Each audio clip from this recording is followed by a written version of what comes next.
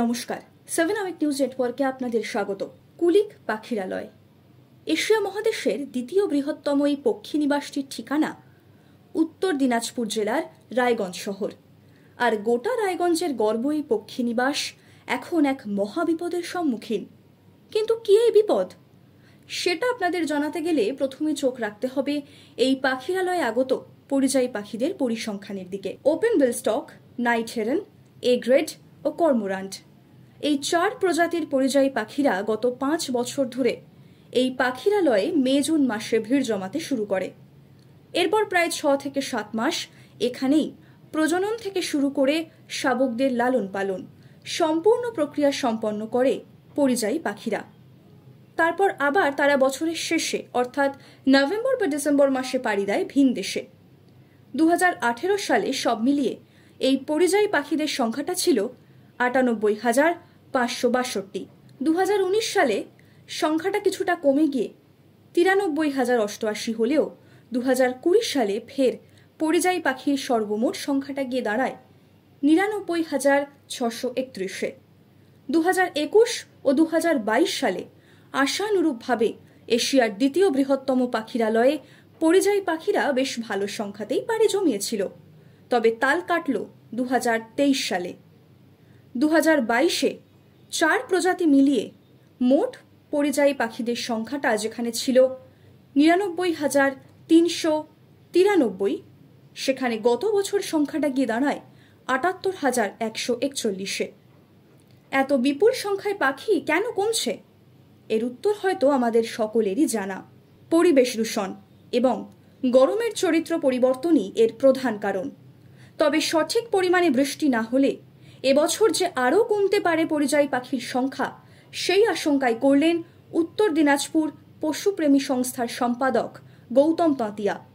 সেই সঙ্গে রায়গঞ্জ তথা গোটা ভারতের গর্ব এই পাখিরালয় বাঁচাতে গেলে সাধারণ মানুষের সচেতনতা ও প্রশাসনিক নজরদারিরও যে প্রয়োজন রয়েছে, সে কথাও স্পষ্ট করলেন গৌতম বাবু। কি বললেন তিনি, আসুন শোনা যাক।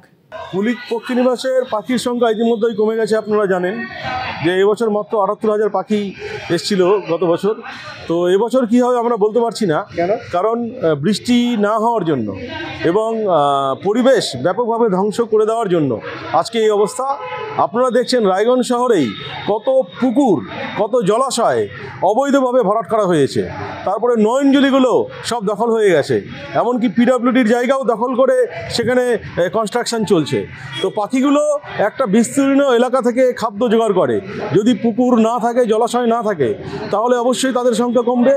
এবং যেই রেইন জোন পাখিগুলো যেই দিক দিয়ে আসে, সেই যে অঞ্চলগুলো, সেখানেও বৃষ্টিপাত কম হচ্ছে। এই সমস্ত কারণে, পরিবেশ ধ্বংসের কারণেই আজকে কুলিকের পাখির সংখ্যা দিনের পর দিন কমছে। আমাদের অবশ্যই পরিবেশ দূষণটা বন্ধ করতে হবে। অবৈধ জলাশয় যেগুলো ভরাট হয়ে গেছে সেগুলোর পুনরুদ্ধার করতে হবে এবং ফরেস্ট ডিপার্টমেন্টকেও এই ব্যাপারে সজাগ থাকতে হবে। মানুষের মধ্যে সচেতনতা বৃদ্ধি করতে হবে যাতে পরিবেশ দূষণ কম হয়, জলের অপচয় বন্ধ হয় এবং নয়নজুলিগুলো যেগুলো দখল হয়েছে, সেই প্রশাসন এগিয়ে আসুক সেই নয়নজুলিগুলোকে পুনরুদ্ধার করার জন্য। তা না হলে আমরা আমাদের এই গর্বের পক্ষী নিবাসকে রক্ষা করতে পারবো না। বৃষ্টি যদি না হয় এবছর, তাহলে এই বছর পাখির সংখ্যা আরও কমে যাবে, এটাই আমাদের ধারণা, এটাই আমাদের আশঙ্কা। আগে পাখিরালয়ের পাশ দিয়ে যাওয়া জাতীয় সড়কে গাড়ির সংখ্যা ছিল প্রচুর, কিন্তু এখন কমে গিয়েছে গাড়ির সংখ্যাও। চালু হয়েছে বাইপাস, কিন্তু তাতেও আশানুরূপভাবে পাখিদের দেখা না মেলায় চিন্তার ভাঁজ রায়গঞ্জবাসীর কপালে। তারা জানাচ্ছেন, মে মাস থেকেই সাধারণত কুলিক পাখিরালয়ে পরিযায়ী পাখিদের আনাগোনা শুরু হয়ে যায়, কিন্তু এবার এখনও দেখা মেলেনি পরিযায়ী পাখিদের।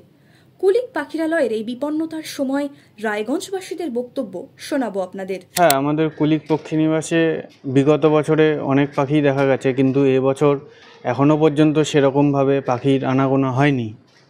এটা কেন মনে হচ্ছে আপনার, কি কারণ হতে পারে এটা? এর কারণ ঠিক বোঝা যাচ্ছে না, কিন্তু বিগত বছরগুলিতে আমরা যে পরিমাণ পাখি দেখেছি, এটা আমাদের এশিয়ার দ্বিতীয় বৃহত্তম পক্ষী নিবাস হিসাবে পরিচিত। কিন্তু তা সত্ত্বেও এবছর সেরকমভাবে কোনো পাখি আনাগোনা এখনও অবধি দেখা যাচ্ছে না। এর কারণও সময় কি দেখা যায়? হ্যাঁ, এই সময় পাখি চলে আসে, হ্যাঁ বিস্তর চলে অল্প বিস্তর চলে আসে, কিন্তু এবছর সেরকম কোনোভাবেই দেখা যাচ্ছে না। আমরা রায়গঞ্জবাসী হিসেবে আমাদের এই গর্বের মানে এশিয়ার দ্বিতীয় বৃহত্তম পক্ষী নিবাস, এখান থেকে আমরা অনেকটাই মানে পিছিয়ে যাচ্ছি। হ্যাঁ, আমাদের রায়গঞ্জের গর্ব সেটাও আর হয়তো থাকবে না আমরা যদি সবাই এভাবে এগিয়ে না আসি, হ্যাঁ, সচেতন না হই।